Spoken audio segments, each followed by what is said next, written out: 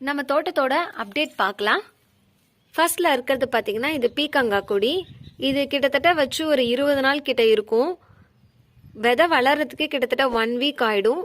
7 டேஸ்ல தான் முளைச்சி வரும். அப்புறம் கொஞ்சம் கொஞ்சமாக இந்த ஸ்டேஜுக்கு வரதுக்கு மினிமம் 15 to 20 டேஸே வந்து ஆயிடும். அதுக்கப்புறம் கொடி வந்து ஈஸியாகவே படர ஆரம்பிச்சிடும். இது வந்து தக்காளி நாற்று. இனிமே தான் அதை பிடுங்கி வேற இடத்துல வைக்கணும், மாற்றி வைக்கணும். இது ஒன்றும் இல்லை, நான் இதில் ₹1 கூட நான் இதை வந்து செலவு பண்ணலை. எதுவும் விதைன்னு நான் தனியாக வந்து தக்காளிக்கு எதுவும் போடல. நம்ம வீட்டில் யூஸ் பண்ணுற தக்காளியே ஏதாவது ஒரு சில டைம் ரொம்ப பழுத்திருக்கும், அடிபட்டிருக்கும். அந்த மாதிரி தக்காளி ஏதாவது நீங்கள் வாங்கிட்டு வரீங்க அப்படின்னா அதை புழிஞ்சு விட்டிங்கனாவே போதும், நமக்கு நாற்று வந்து ரெடி ஆகிடும். அப்படி புழிஞ்சு வீட்டில் நீங்கள் அது அவ்வளோ இது தேவையில்லை அப்படின்னு நினச்சிங்கன்னா ஒரு 4-5 தக்காளிக்கு மேலே எக்ஸ்ட்ராவே இருக்குது அப்படின்னு சொல்லிட்டிங்கன்னா நீங்கள் எல்லாத்தையும் புழிஞ்சு நீங்கள் வெயிலில் காய வச்சு, அதாவது வெயில் இல்லை, கொஞ்சம் நிழலான இடத்துல காய வச்சு கூட விதையை சேகரித்து எடுத்து வச்சுட்டு கூட நீங்கள் வந்து தக்காளி நாற்றை நீங்களே ரெடி பண்ணலாம். இதை வந்து அப்படியே விடக்கூடாது, பிரித்து வச்சாதான் வந்து செடி நல்லா ஹெல்த்தியாக வரும். இது பக்கத்தில் ஏதோ ஒரு சிறுக்கீரை விதை ஒன்று மிஸ் ஆகி விழுந்திருக்கும் போல், அது வளர்ந்துருக்கு. இந்த பக்கம் இருக்கிறது பார்த்தீங்கன்னா இது வந்து கொத்தவரங்காய் செடி. இதை வச்சு கிட்டத்தட்ட ஒரு 10 டேஸ் இருக்கும். 10 டேஸ் க்ரோத் தான் நீங்கள் பார்த்துட்ருக்கீங்க. போட்டதே 3 விதை தான் போட்டேன். கரெக்டாக 3மே வந்து முளைச்சிருக்கு. இதோட க்ரோத்தும் வந்து நம்ம ரெகுலராக பார்க்கலாம்.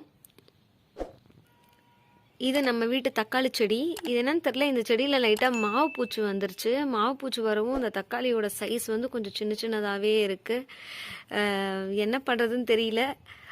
நானும் ஏதாவது ஒன்று நீம் ஆயில் ஸ்ப்ரே அதுன்னு பண்ணிட்டு தான் இருக்கேன். அப்பயும் வந்து 1 வீக்கில் திருப்பியும் வந்துடுது. திருப்பியும் அடிச்சுட்டுட்டே தான் இருக்கும், க்ளீன் பண்ணிகிட்டே தான் இருக்கும். இதை மட்டும் கொஞ்சம் நம்ம கேர்ஃபுல்லாக பார்க்கணும். தக்காளி செடியில் மாவு பூச்சி கொஞ்சம் தொல்லை நிறையாவே இருக்குது. பக்கத்தில் பாவக்காய் கொடி போட்டிருக்கோம். பாவக்காய் கொடி பார்த்திங்கன்னா அந்தளவுக்கு எந்த பராமரிப்பும் இல்லை. நம்ம நார்மலாக தண்ணி ஊற்றி ஃபெர்டிலைசர் மட்டும் நம்ம கொடுத்தா போதும். தக்காளி செடி பாருங்கள், எல்லாம் கொஞ்சம் தூரமாக தான் வச்சோம். ஆனால் என்னன்னு தெரியல, இங்கே ரொம்ப காற்றாக இருக்கும், சாஞ்சு விழுந்துருது. நல்லா இழுத்து கட்டணும். இந்த செடியில் பாருங்கள் காய் நல்லாவே இருக்குது. கிட்டத்தட்ட பழுக்க போகுதுன்னு நினைக்கிறேன்.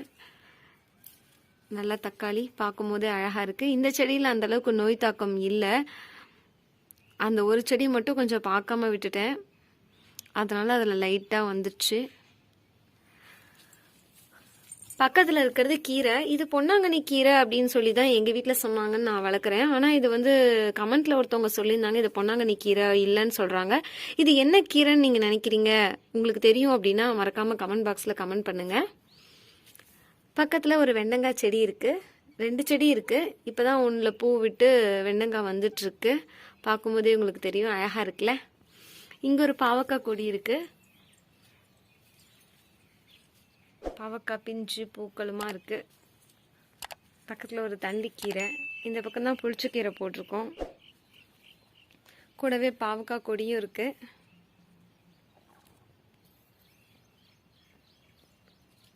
நல்லா அழகாக இருக்குல்ல.